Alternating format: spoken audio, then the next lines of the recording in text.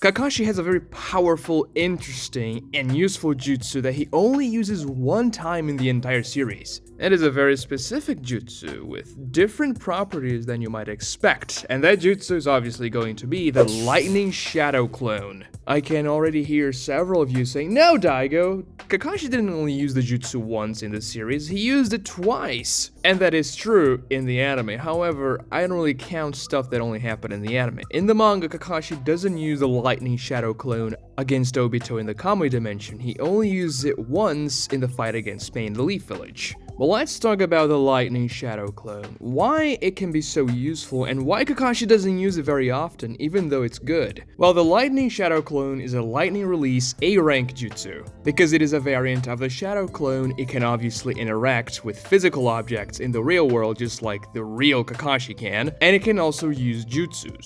Regular clones who are not solid cannot do those things, they can only serve as illusions and try to fool somebody in battle, but just like a regular Shadow Clone, the Lightning style Shadow Clone can fight for you, can aid you in battle, it can serve as a scout, a diversion, it can attack your opponent, and do all those things. The main difference between the Lightning style Shadow Clone and the regular Shadow Clone is that when the Lightning style Shadow Clone is quote-unquote killed, or dismissed by the user, the chakra that you use to imbue on that clone does not return to the original, and that's a major deal. Because when you use the Shadow Clone Jutsu, you split your chakra in equal parts among the Shadow Clones that you create. So if you create one Shadow Clone, that Shadow Clone will have 50% of your chakra, and the original will also have 50%. Now if you create two Shadow Clones, the original will have 33% of chakra, and so will the other two clones, adding up to 100%, so on and so forth. That's why it is so risky to use a great number of Shadow Clones, and this jutsu was considered to be forbidden.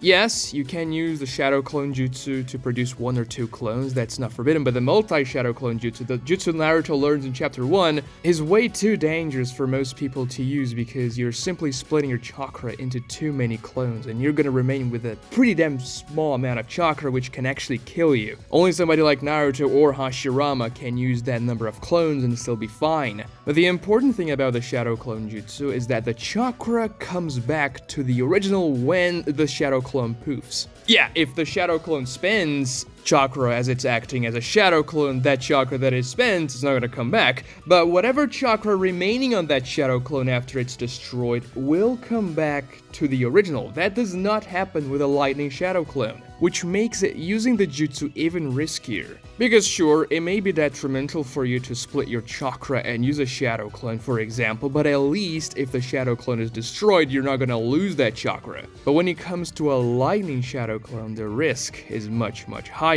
You are going to split your chakra, and you are gonna lose that chakra no matter what, because the chakra is not gonna return. So why on earth would Kakashi use the Lightning style Shadow Clone if he can use regular Shadow Clones? Especially someone like him who doesn't have a whole lot of chakra. Losing 50% of your chakra on a Shadow Clone that's not gonna give that chakra back when it's destroyed doesn't sound like a good idea, especially when you're fighting against someone like Pain.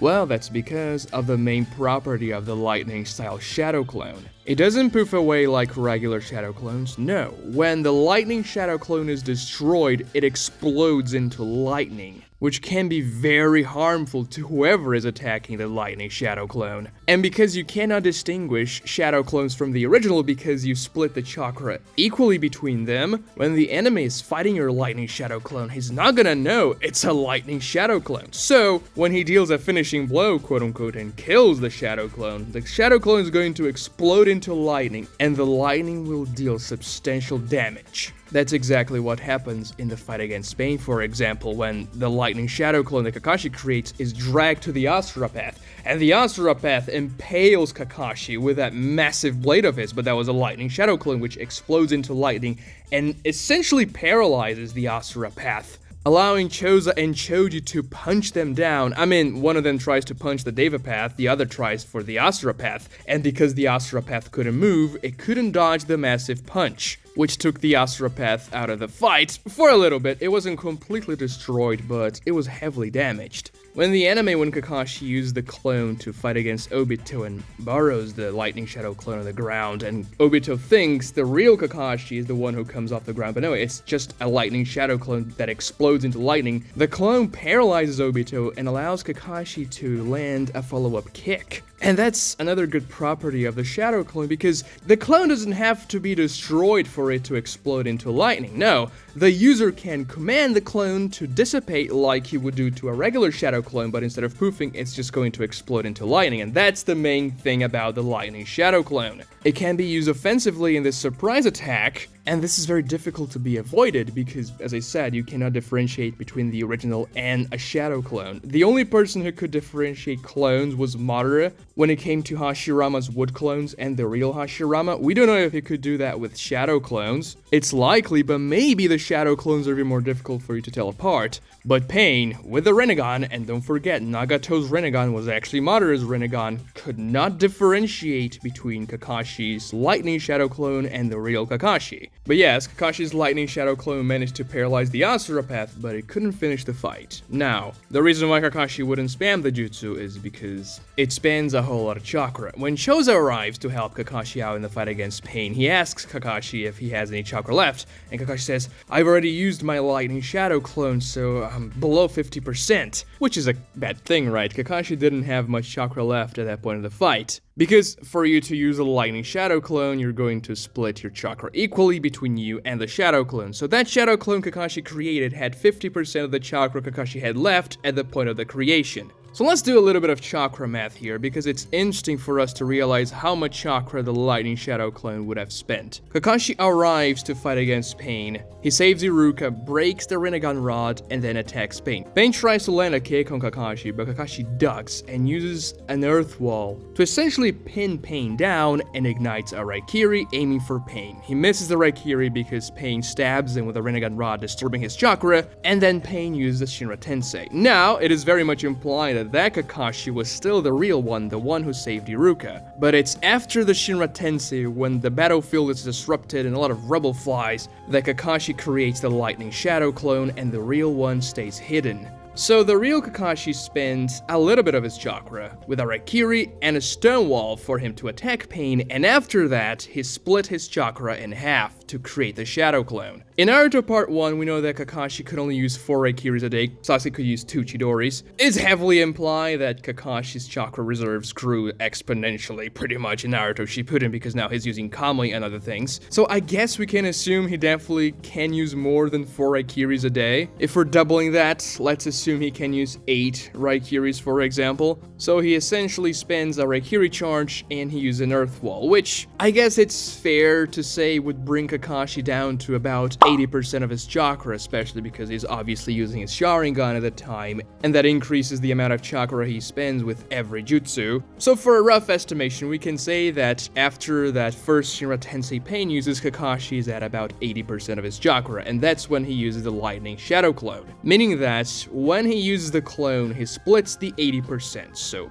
he himself keeps 40% and the clone has 40% of his chakra. Now the clone does a couple of things fighting Pain, which is very interesting. First, he uses the Lightning Hound, which is a jutsu Kakashi also only uses once in the entire series, which is kind of a waste because it looks so cool. And then he uses a Raikiri against the Asura Path, which the Asura Path manages to dodge. So the Lightning Shadow clone uses those two things, and then it is destroyed by the Asura Path, exploding into lightning as we've mentioned before. So with our estimation here, the Raikiri would take about 15% of Kakashi's chakra. We don't know about the Lightning Hound. It feels like it should take more than a regular Raikiri because the jutsu simply looks bigger. It feels like there's more lightning to it. Even though Kakashi kinda starts the jutsu by using a Raikiri and then the Raikiri expands into the Hound. But if we are assuming, because the jutsu looks bigger than the Raikiri and it has a longer range and everything, that it is going to spend more chakra than a regular Raikiri, we could say that that jutsu probably takes about 25% of Kakashi's chakra, even though that's a decent amount. And if we add that to the Raikiri charge, then yeah,